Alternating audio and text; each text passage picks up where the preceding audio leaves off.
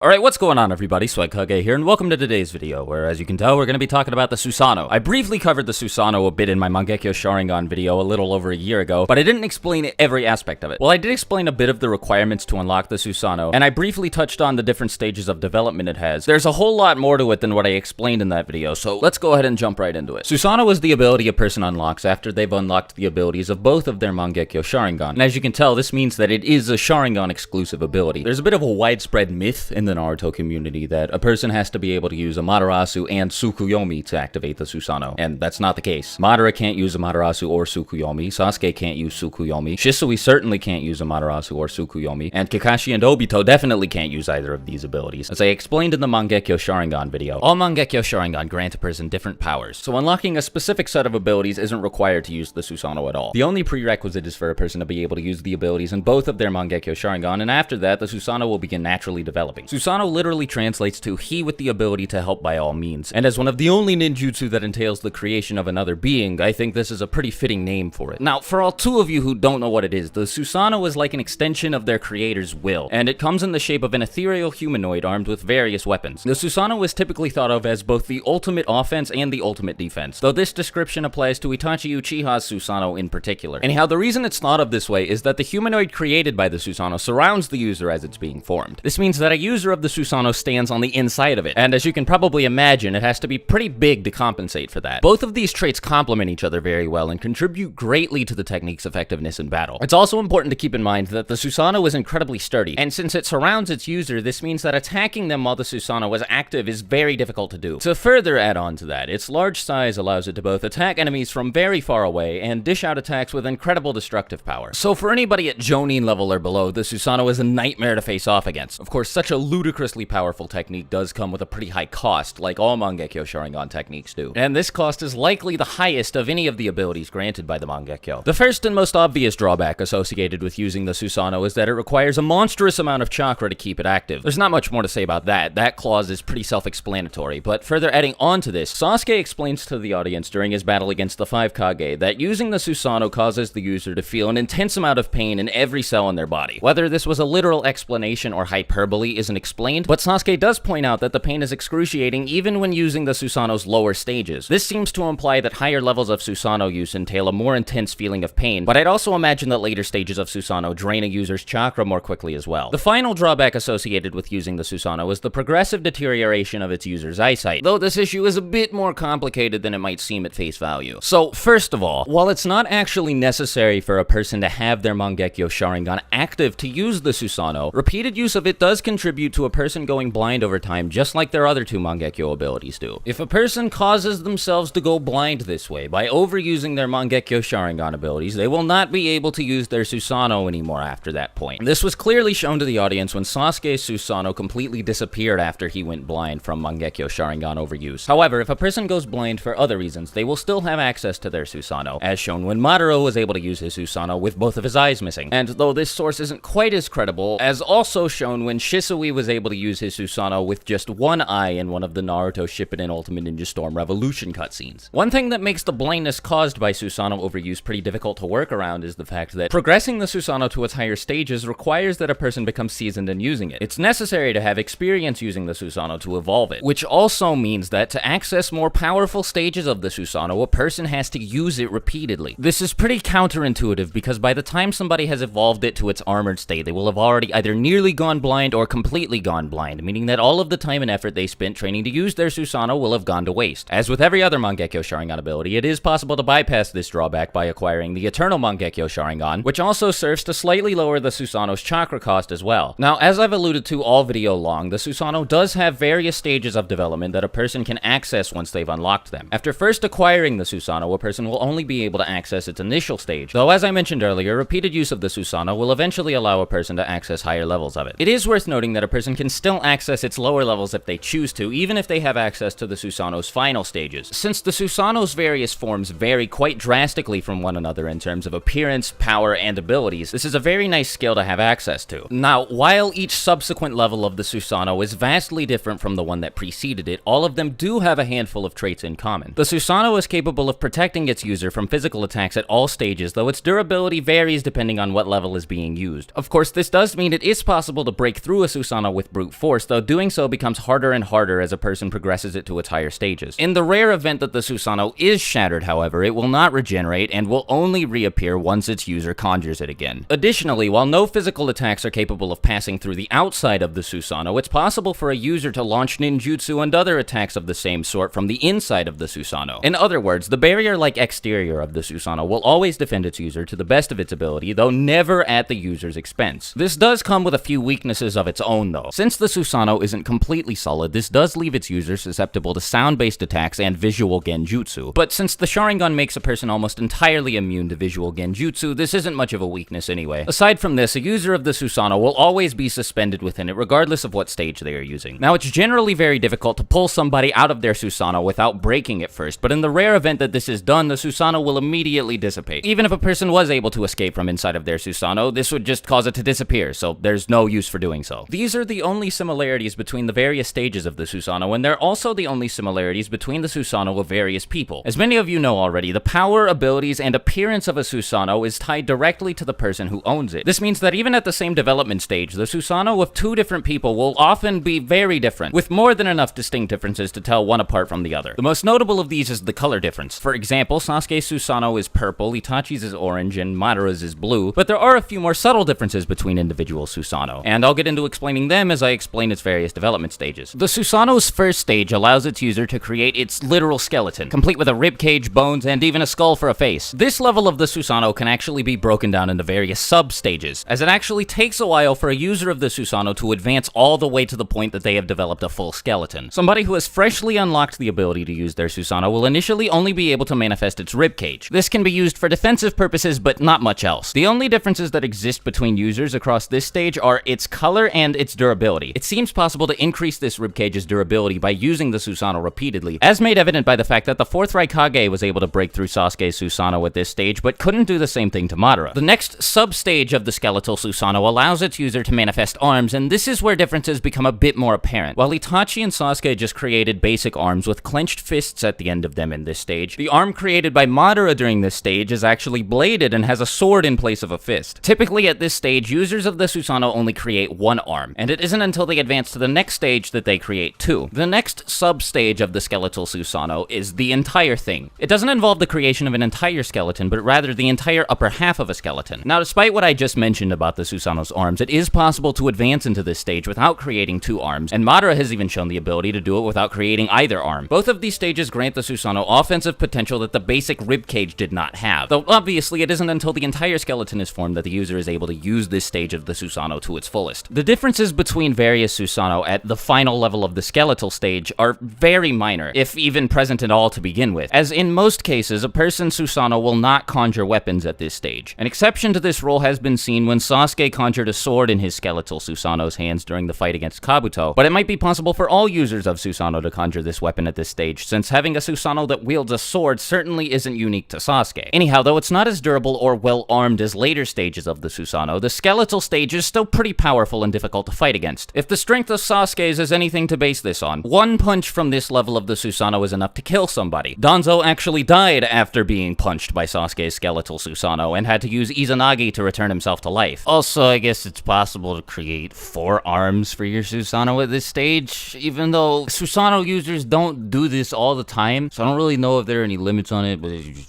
I throw that out there. This ability is also retained in later stages too, so yeah, I guess that's worth keeping in mind. Anyhow, the next stage of the Susanoo is what is typically referred to as the Humanoid Susanoo. At this stage, a person's Susanoo will typically have a more human-like face than the skeleton seen in the previous stage, and the ribcage that's visible in the Skeletal Susanoo can no longer be seen here. In most cases, at this level, the Susanoo will begin to materialize flesh, and will then materialize clothing of some sort on top of that. Of course, at this level, the Susanoo is obviously more powerful. It's more durable, and its basic attacks have a wider range. But what really sets it apart from the skeletal stage is that the Humanoid Susanoo is typically granted a unique weapon based on the user. Itachi and Madara can both use the Yasuka Magatama beads at this stage, and Madara can additionally conjure 4 swords in each hand of his Susanoo, while Itachi gains access to the Totsuka blade, which can seal anything it comes into contact with, and the Yada mirror, which can reflect any physical attack. Sasuke gains access to a crossbow, and after he gains the Eternal Mangekyo Sharingan, he can light the arrows he shoots from this crossbow on fire with Amaterasu, or even shoot arrows composed entirely of Amaterasu's flames with Ento and Kagetsuchi. Shisui Susanoo wields wields a hybrid between a drill and a spear in this stage, and he can also shoot out needles composed entirely of his Susano's chakra, and he can even coat this drill in flames using his fire release jutsu to increase its effectiveness and make surviving getting hit by it pretty much impossible. Skilled users of the Susanoo can also manifest legs for their Susanoo at this stage, which drastically increases its mobility. Now, the only people confirmed to be capable of doing so are the only people who have access to the Eternal Mangekyo Sharingan in the series, Madara and Sasuke, so I don't know if a person's required to have the Eternal Mangekyo Sharingan before this can be done, or if this is a trait that's only unique to certain Susanoo. Now, if you thought this level of the Susanoo sounded powerful enough, well,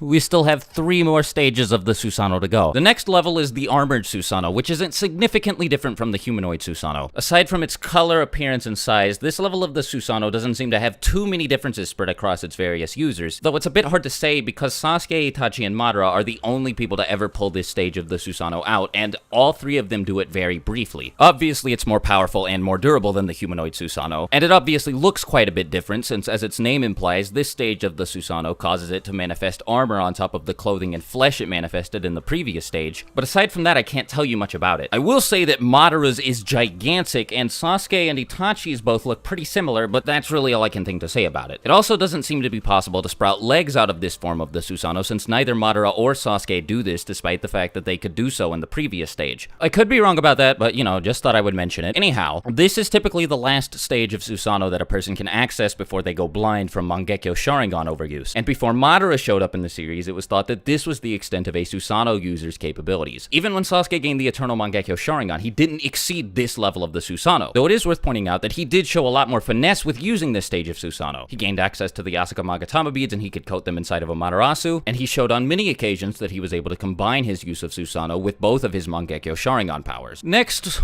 oh boy, next we have the Perfect Susanoo, or as it's officially called in the data books, the Complete Body Susanoo. This Susanoo is to the Armored Susanoo what the Armored Susanoo is to the Ribcage Susanoo. In terms of appearance, it looks really cool, but it's a bit ridiculous. Madara's Perfect Susanoo is probably bigger than his statue in the Valley of the End is, so to say it's bigger than the previous stage of Susanoo is a massive understatement. Setting aside size and looking at pure aesthetics though, the Complete Body Susanoo is almost completely different from any of the previous stages. It has Tengu-esque armor, and seems to wear a mask with a combination of robes and armor plates. Most Perfect Susanoo are also armed with a sword, though Madara's is armed with 2, Shisui's is armed with his lance, and Kakashi's is armed with Kamui's shuriken, and each and every one of them comes with a set of wings that allows its user to fly. It is so dumb, dude. By unsheathing his sword and dragging it across the ground, Madara was able to create shockwaves capable of blowing apart an entire mountain range. He claims that the Perfect Susanoo has power comparable to that of the tailed beasts, and I mean, I don't know why he would make a claim like that when it's clearly stronger than the tailed beasts, especially in the case of Hagoromo. It is dumb that he has a Susanoo, but